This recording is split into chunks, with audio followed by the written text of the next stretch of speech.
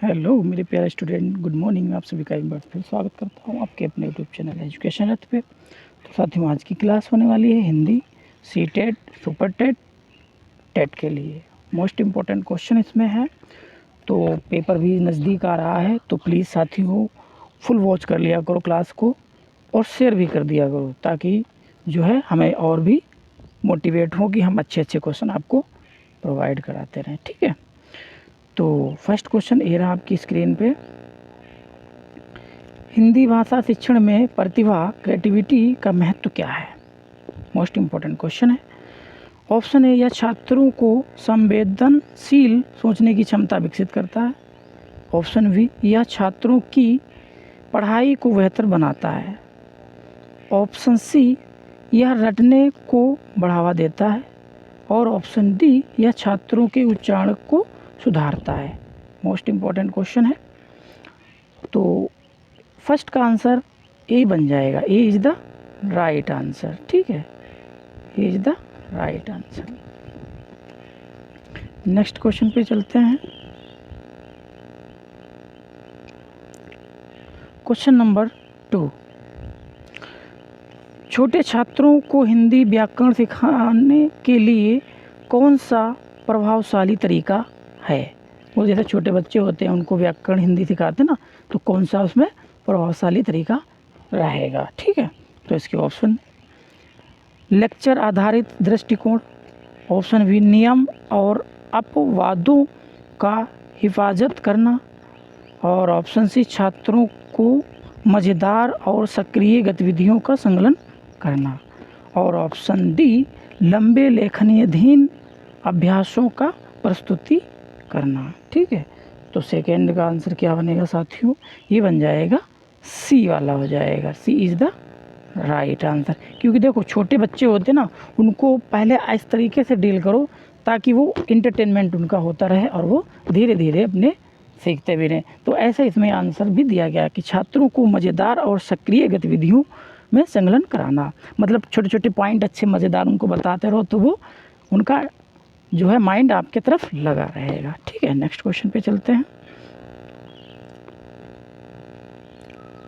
Question number 3, Hindi भाषा शिक्षण में ऑडियो विजुअल माध्यमों का उपयोग करने का महत्व क्या है?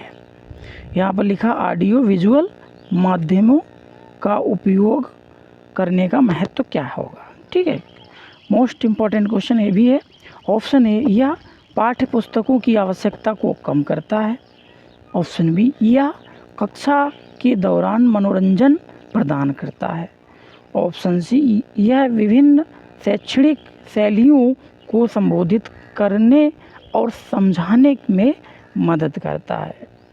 और ऑप्शन डी, यह होमवर्क की आवश्यकताओं को समाप्त कर देता है। तो 3 का जो आंसर बनेगा वो साथियों क्या बनेगा? ये भी सी बनेगा। सी इज़ द राइट आंसर। ठीक है, नेक्स्ट क्वेश्चन पे चलते हैं।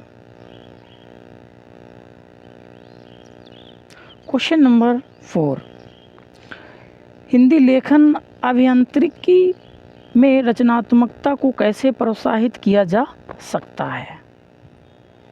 ऑप्शन ए, व्याकरण और वाक्य रचना के नियमों का सख्ती से पालन करके। ऑप्शन बी, लेखन अभ्यासों के लिए विषयों की सीमा लगाकर। ऑप्शन सी, छात्रों को खुद अपने विषय में चयन करने और अपने विचारों को स्वतंत्र रूप से प्रकट करने देने से, मतलब करने देने से, मतलब बच्चे अपने आप स्वयं प्रकट अपने स्वतंत्र विचार प्रकट करें। और डी वाला क्या है? व्याकरणात्मक भाषा का प्रयोग ना करें। तो 4 का आंसर क्या बनेगा? ये भी सी बन जाएगा। C is the right answer. ठीक है, C is the right answer. Next question पे चलते हैं। क्वेश्चन नंबर 5, दूसरी भाषा के रूप में हिंदी शिक्षण के लिए कौन सा दृष्टिकोण अधिक प्रभावशाली है? मोस्ट इम्पॉर्टेंट क्वेश्चन है। तो ऑप्शन ए, अनुवाद आधारित दृष्टिकोण। ऑप्शन बी पूर्ण अवसरवाद आधारित दृष्टिकोण, और ऑप्शन सी व्याकरण अनुवाद दृष्टिकोण, और ऑप्शन सी रटने वाला दृष्टिकोण। तो 5 का आंसर का देखो, सबसे पहले कहीं पर रटना मिलता है ना, रटना, तो ये आप समझ लें नेगेटिव शब्द है, इतना ध्यान रखना, ठीक है। तो 5 का आंसर क्या बनेगा, बी बनेगा, B is the right answer, ठीक है, B is the right answer. Next question पे चलते हैं।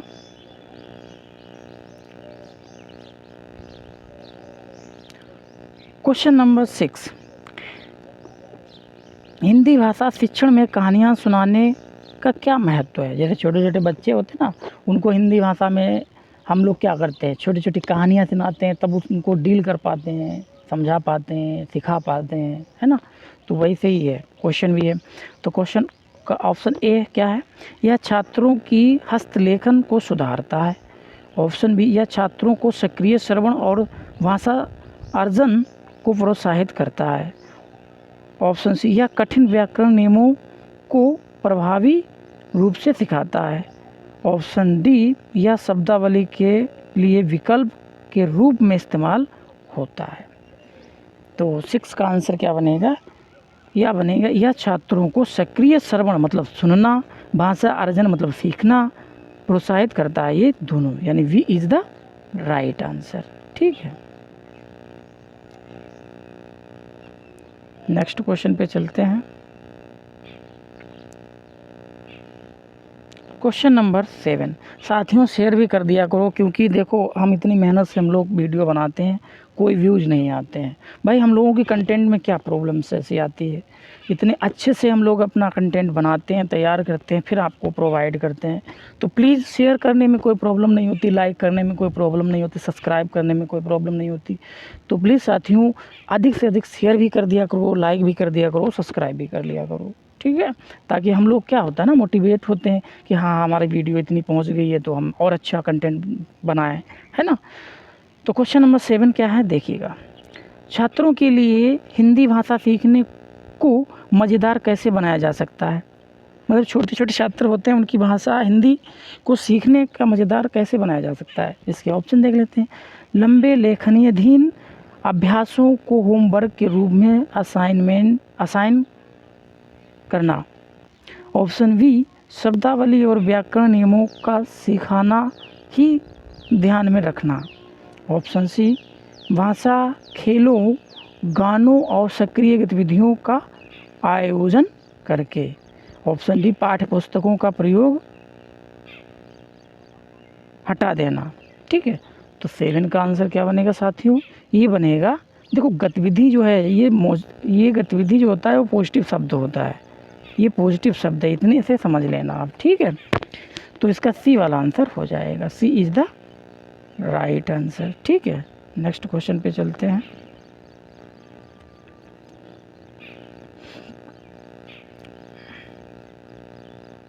क्वेश्चन नंबर 8,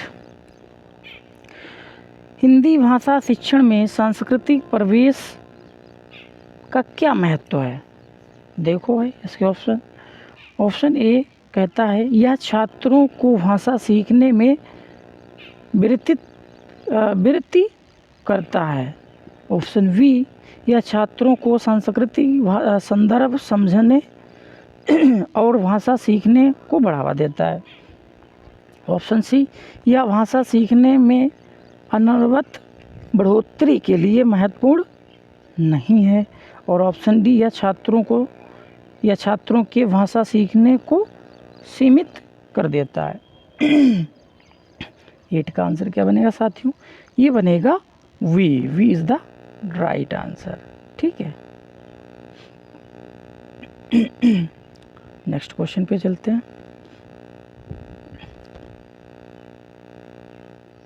क्वेश्चन नंबर 9,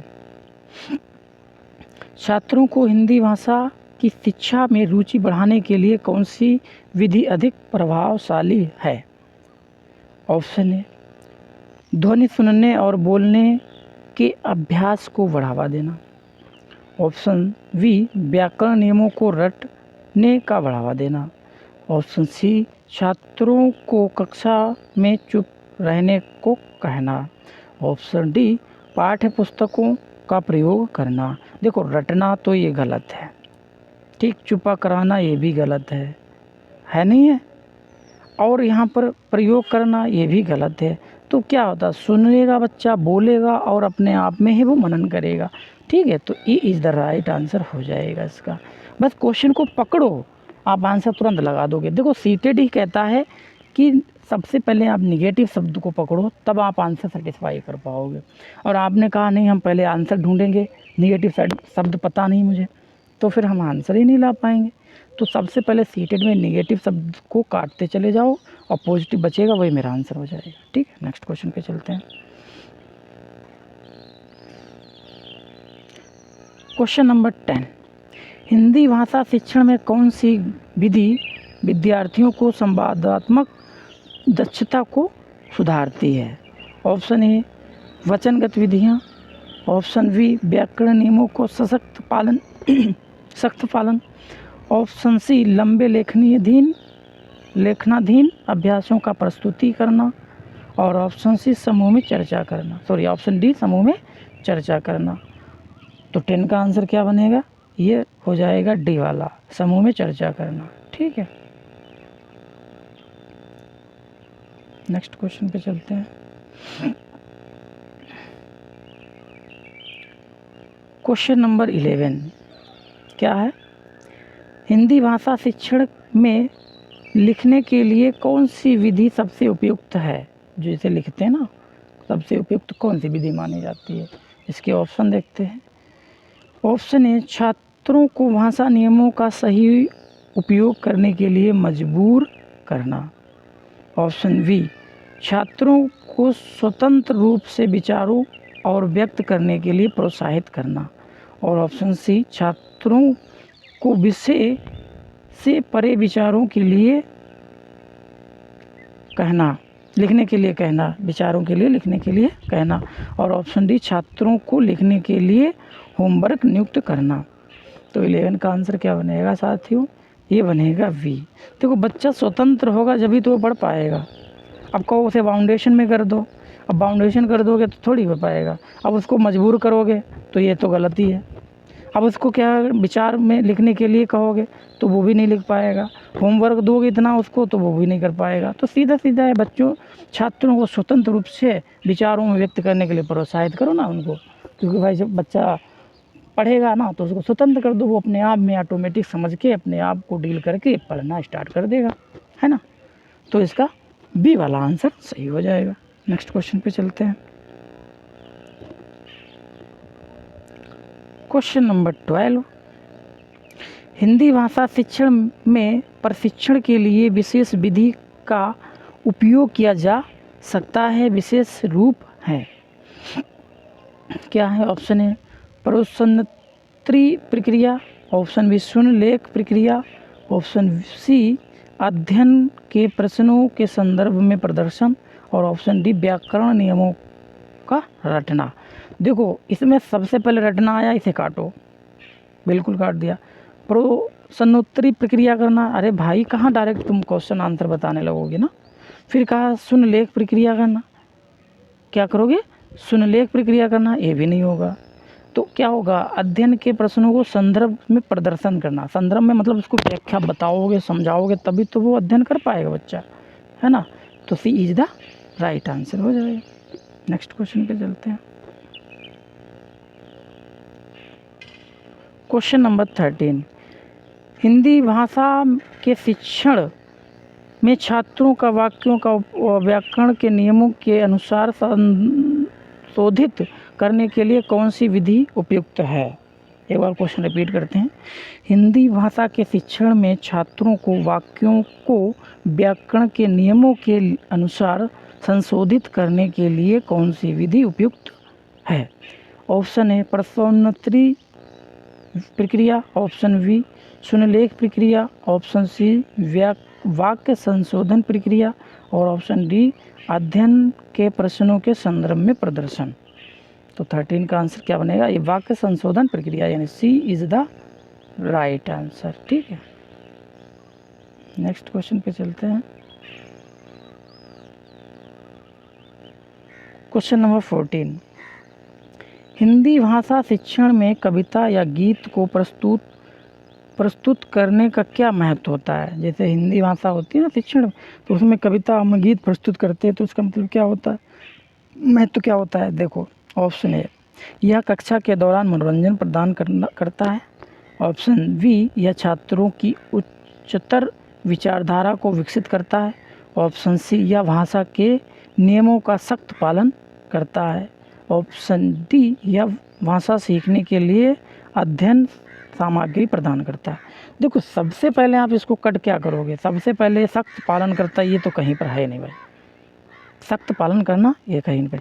सीखने के लिए सामग्री की बात वहाँ पे हो, ठीक है। मनोरंजन की बात यहाँ पे क्या, यहाँ पर यह छात्रों की उच्चतर विचारधारा को विकसित करता है, ये मोस्ट इम्पॉर्टेंट हो जाएगा, ठीक है। तो इसका B is the right answer हो जाएगा।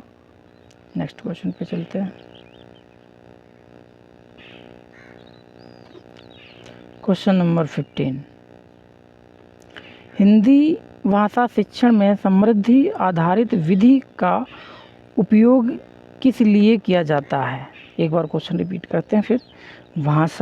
हिंदी भाषा शिक्षण में समृद्धि आधारित विधि का उपयोग किस लिए किया जाता है? ऑप्शन ए, विद्यार्थियों को परिस्थितियों के अनुसार अध्ययन में संलग्न करने के लिए। ऑप्शन बी, विद्यार्थियों को दक्षता और स्वयं समर्थन का विकास करने के लिए। ऑप्शन सी, विद्यार्थियों को भाषा सीखने के लिए भाग्यशाली बनाने के लिए। और ऑप्शन डी, विद्यार्थियों को रटने के लिए। रटना काटो पहले, ठीक। देखो, और भाग्यशाली ये भी गलत है, इसमें परिस्थितियों के आधार संलग्न करना चाहिए, गलत।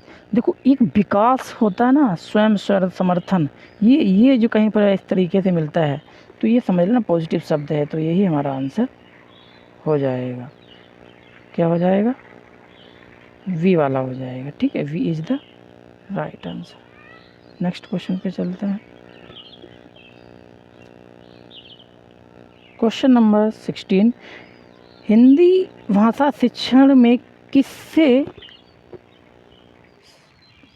संवादी गुरु कहा जाता है? ये मोस्ट इम्पॉर्टेंट। ऑप्शन ए, उत्तर देने वाला विद्यार्थी। ऑप्शन सी, गलतियों को सुधारने वाला विद्यार्थी। ऑप्शन सी, समूह में चर्चा करने वाला विद्यार्थी। और ऑप्शन डी, विचारों को साझा करने के लिए विद्यार्थी या करने वाला विद्यार्थी।